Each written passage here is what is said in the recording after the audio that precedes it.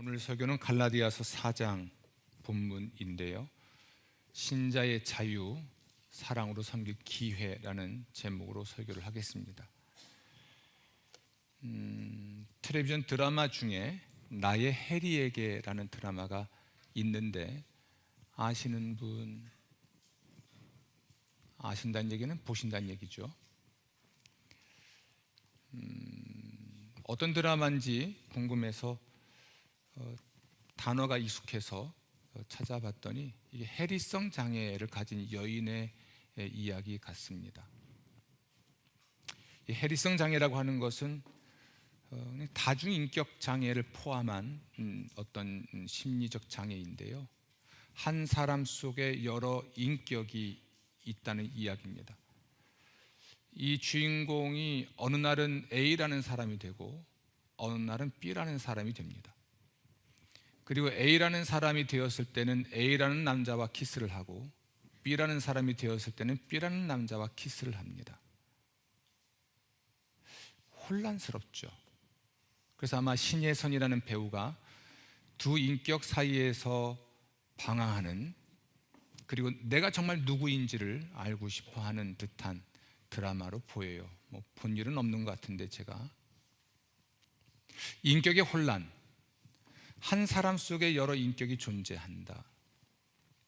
놀랍게도 A라는 사람이었을 때 했던 일을 B라는 사람이 되어서는 기억을 못한다는 건데요, 기억을 못하는 게 아니라 기억을 하려고 하지 않는 것이라는 말이 정확한 것 같습니다.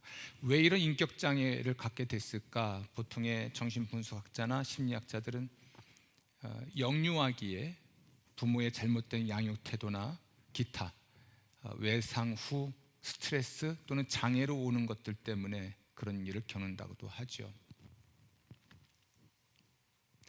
이 배우가 행복해 보이던가요? 혹시 드라마 보신 분들, 여러분 어떨 것 같습니까? 나라는 사람 속에 여러 인격이 있어서 서로 장애가 생긴다면 이 혼란과 혼돈 상태가 행복할까요? 오늘 아마 서울에서 한 100만 그리스도인들이 모여서 집회를 하려고 하는 것 같습니다. 하고 있나요? 그것은 여러 가지 이유가 있겠습니다만 악법이 될 소지가 있는, 독소 조항을 담은 어떤 법 제정에 관한 것 때문인 것 같습니다. 성 정체성의 혼란, 이것이 우리 시대의 큰 화두인 것 같습니다. 성 정체성. 여쭤볼게요. 창조 질서 속에는 하나님이 동물을 만드셨을 때 암컷과 수컷으로 만드셨습니다. 그리고 생육하여 번성하라고 하는 축복을 주셨죠. 질문은 이것입니다. 혹시 여러분, 제 일부 예배 때는 수의사인 천경 집사한테 물어봤는데, 동물들이 성 정체성의 혼란을 겪는다는 말을 들어봤나요? 물어봤더니 짐승이 말들을 못하기 때문에 들어본 적은 없답니다. 우리가 논의할 때 동물들의 성 정체성 혼란을 논의하고 논쟁하는 일은 없죠. 그런데 왜 우리는 사람의 성 정체성에 대해서 이렇게 뜨겁게 논쟁을 하거나 또는 길거리로 나가서 저항을 하게 될까요? 성 정체성을 우리가 결정한다. 그 권리가 그 사람에게 있다는 말을 하는데, 저는 듣도 보도 못한 일인데요, 태어나 보니까 저는 남자예요. 그렇죠. 아름이는 태어나 보니까 여자잖아.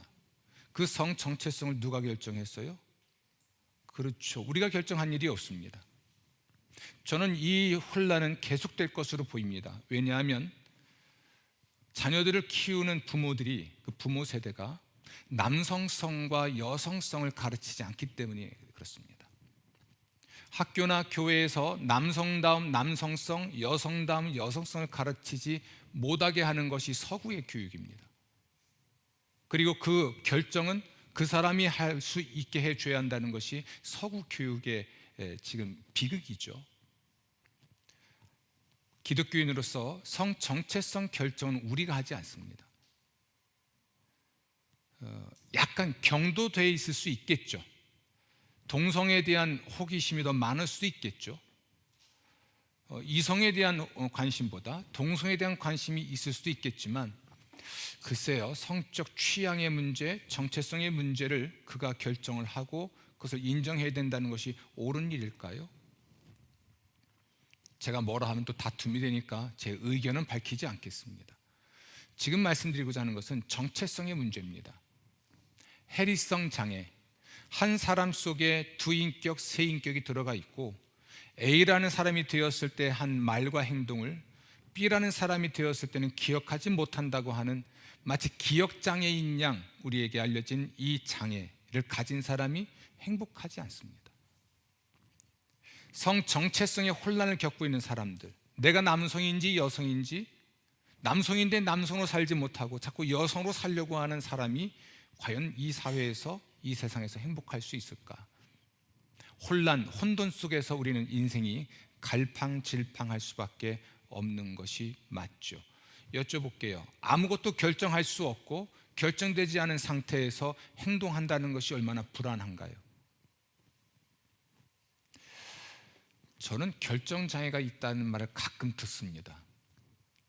동쪽으로 가야 될지 서쪽으로 가야 될지, 짜장면 먹어야 될지 짬뽕 먹을지 몰라서 결정을 못할 때가 있죠. 난감합니다. 그때는 그렇게 사소한 경우는 그냥 짬짜면 주세요 그러면 되는데 인생이 꼭 그렇게만 할 수 있는 건 아니잖아요. 성경도 혼돈과 혼란의 상태는 그다지 좋은 것으로 말하지는 않습니다. 여러분, 우리는 그리스도인이죠. 그리스도인으로서의 정체성이 무엇인지를 우리는 명확하게 하지 않으면 신앙생활, 소위 말하는 교회생활, 신앙생활이 혼란스러울 수밖에 없어요. 그리스도인의 정체성은 무엇일까? 또 그리스도인들의 공동체인 교회의 정체성이 무엇인지를 우리가 분명히 하지 않으면 신앙생활, 교회생활이 갈팡질팡할 수밖에 없습니다. 갈라디아 교회, 사도 바울은 이 갈라디아 지역에 있는 교회들에게 편지를 보내면서 이 문제를 해결하고자 합니다.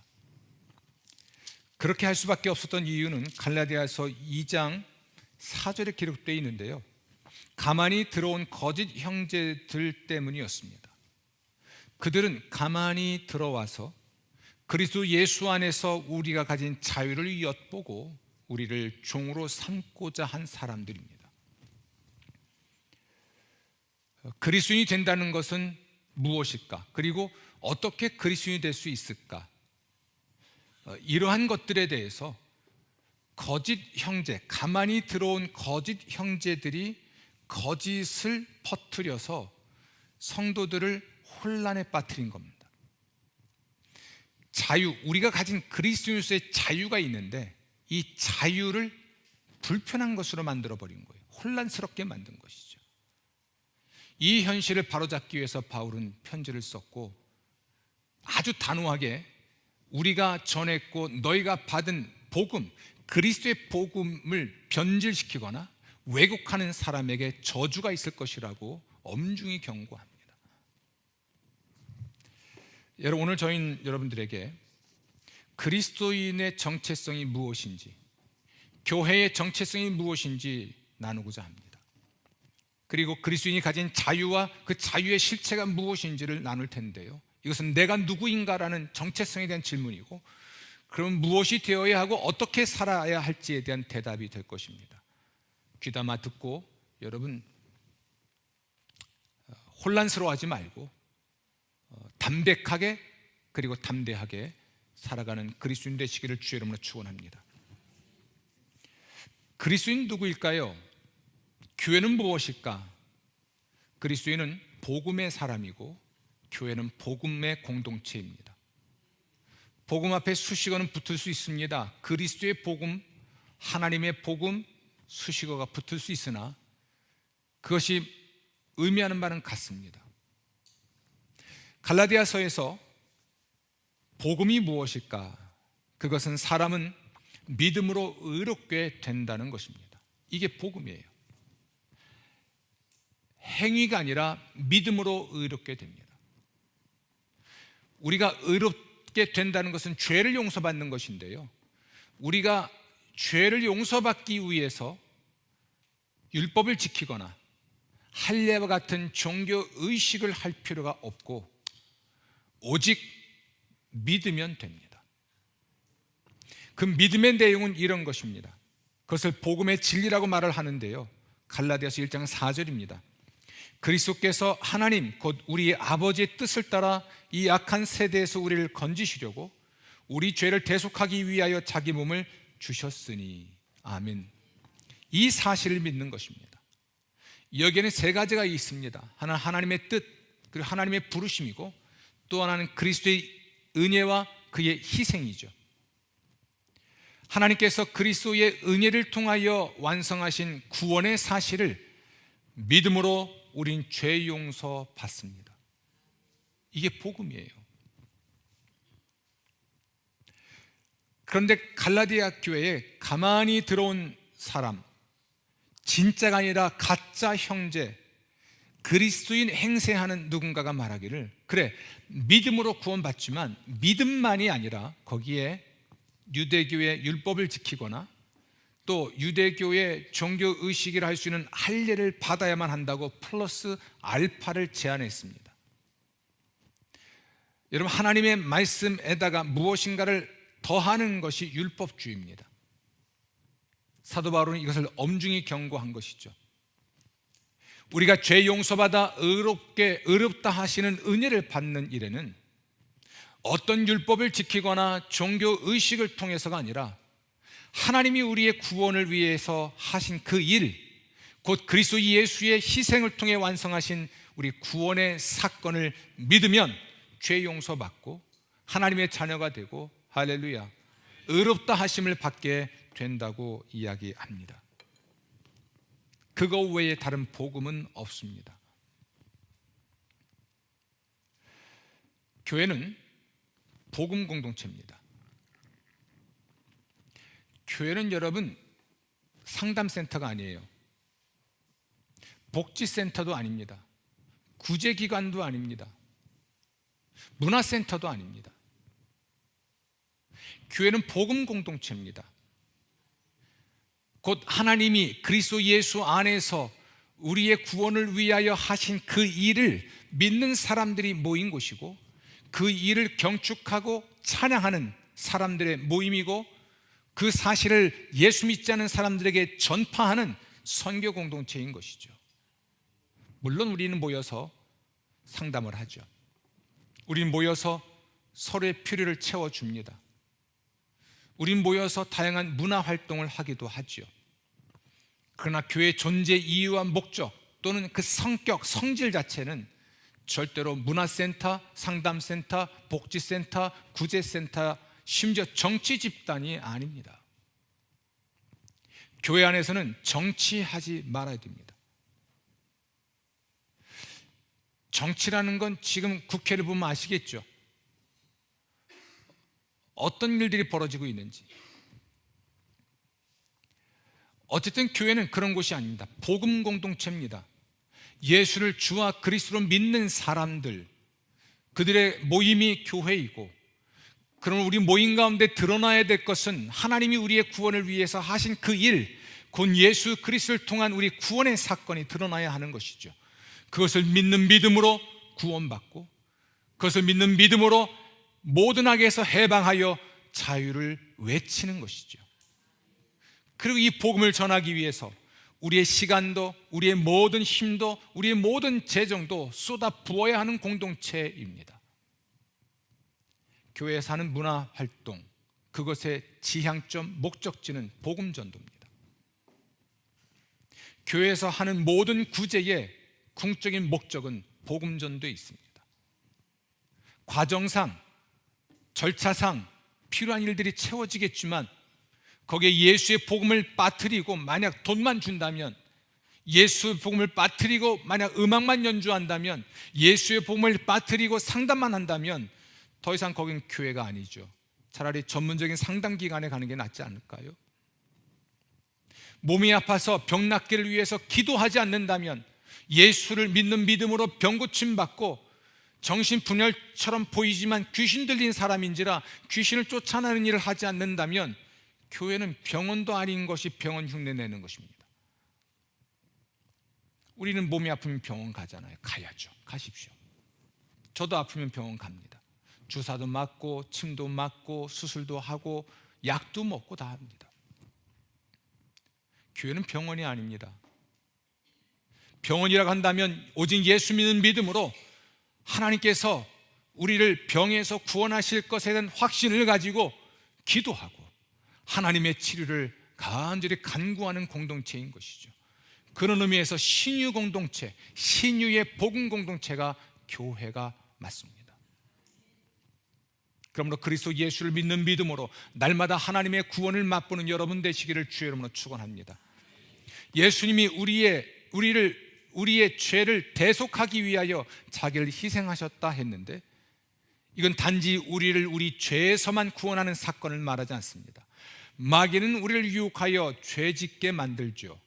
따라서 죄에서의 구원이라는 것은 또한 마귀에게서의 구원이고, 그 결과 우리는 영적으로 육체적으로 죽어야 하고 병이 들게 되기 때문에 병에서의 구원을 포함합니다. 예수님의 구원은 우리의 온 영과 혼과 몸의 구원입니다. 그러므로 예수의 복음, 그리스도의 복음, 하나님 나라의 복음의 진실은 우리의 영혼을 구원하는 복음이고, 곧 우리를 우리의 죄에서 구원하는 그 복음, 그것이 원죄이든 자범죄이든 우리의 모든 죄에서 구원하는 복음이고, 우리 몸과 마음의 병과 장애에서 구원하시는 복음이고, 할렐루야. 최종으로 우리 주 예수 그리스도 다시 오실 때는 우리의 온 영과 온 몸과 온 혼을 온전히 최종으로 구원하시게 되는 날이 있을 것입니다. 우리는 그리스도의 복음을 믿어서 하나님의 구원과 축복을 맛보는 사람들로서 그리스도인입니다. 이 정체성 잃지 마십시오. 죄를 말하는 것이 참 불편한 시대죠. 그리고 예수의 이름으로 병을 치료하시는 하나님의 은총을 말하는 것이 참 불편한 시대입니다. 왜 그럴까요? 우리 시대는 죄가 없기 때문에 그렇습니다. 아니, 정말 죄가 없는 것이 아니라 죄를 없앴기 때문에 그렇습니다. 여러분, 죄는 죄고 실수는 실수입니다. 죄를 실수로 바꿔버리고 틀린 것을 차이로 바꿔버리는 것이죠. 그러면 실수와 차이만 있기 때문에 아무도 나에게 죄를 말할 수 없고 옳고 그름을 판단할 수가 없는 거예요. 우리 시대 정신이 나의 옳고 그름을 판단할 수 있는 규범을 없애기 때문에 그렇습니다. 우리 시대의 철학이 그렇습니다. 절대 규범도 없고, 그러므로 어떤 것도 옳고 그름을 판단할 수 없고, 어느 누구도 나에게 죄를 말할 수 없는 시대죠. 아이러니는 우리가 교통법규를 어기면 죄인이 된다는 것이죠. 나라법 어기면 죄인이 되는 것인데, 하나님의 법을 어긴 것을 죄로 말하지 못하는 시대인 것입니다. 그러니 죄에서의 구원이 의미가 없죠. 그 죄 때문에 생길 수 있는 정신적, 심리적 불안감들, 수치심들, 이런 것들로부터의 구원을 말할 수가 없는 것이죠. 더군다나 과학이 발달하고 이성이 발달한 시대에, 이성지상주의, 과학지상주의 시대에 우리 몸의 병, 마음의 병을 오직 과학적 방법의 치유로만 가능하다고 주장하고 외치는 시대에 기도하여 하나님의 치료를 받는 이야기를 하면 이상한 사람이 되어버리잖아요. 그러나 하나님의 복음은, 곧 그리스도의 복음은, 하나님이 우리의 구원을 위해 예수 안에서 하신 그 모든 일은, 그리스도가 자기의 목숨을 바쳐 완성한 하나님의 구원의 사건은 우리의 온 영과 혼과 몸 전인의 구원이고, 예수님 다시 오실 때에 우리의 전 존재를 최종으로 구원하시는 복음입니다. 여러분의 영혼도 잘 되고 범사가 잘 되기를 저는 바랍니다. 여러분의 온 영과 혼과 몸이 잘 되어서 가정도, 일터도, 교회도 정말 행복해지기를 바랍니다. 그것을 위해서 필요한 것은 예수 그리스도의 복음, 그 복음을 믿는 믿음이에요. 그래서 우리가 육체 가운데 살지만 내가 살지 않고, 그 나라는 사람의 삶을 주도하지 않고 우리 안에 계신 그리스도가 사신다는 고백을 갈라디아서 2장 20절에서 말하는 겁니다. 우리 그리스도인들은 이와 같이 죄에서, 병에서, 마귀에게서 해방된 자로서 자유인이죠.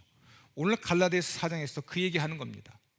우리 그리스도인은 종이 아니라 자유인이다. 무엇으로부터 자유하는 자인가? 죄에서 자유하는 자이고요.